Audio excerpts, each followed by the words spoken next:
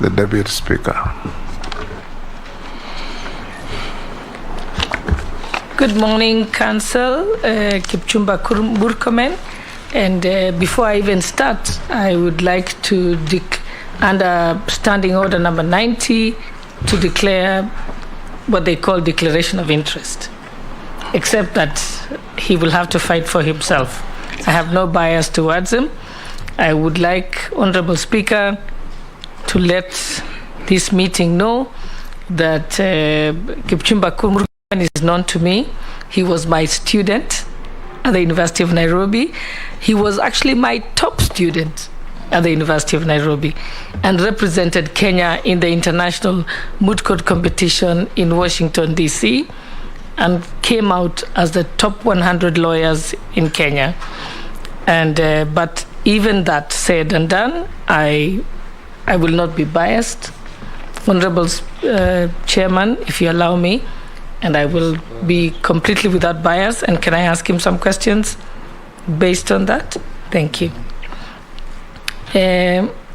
Honorable Kipchumba Murkomen, as you know, Kenyans have very high standards for this new government. I would like to ask you what Kenyans have asked me to ask you. They're not my questions. If they were my questions, I would have asked you legal questions as your teacher. But I'm going to ask you ordinary questions. Kenyans are saying that the highway from Malaba to Mombasa, which is the most important channel for transporting cargo from Mombasa to Uganda, has very serious challenges. And if you want to improve it, how are you going to do it? The second one they're asking is the long queues sometimes extend up to 60 kilometers. The other thing Kenyans are asking is, yes, you built a beautiful expressway, but it's beyond the reach of ordinary Kenyans. If you have to do a one-way road trip, it's 600 shillings, which many Kenyans cannot afford.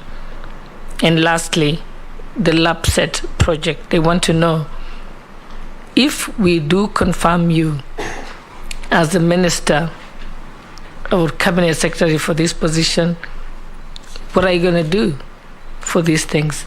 Kenyans are concerned about that. Thank you. You will record those questions. We'll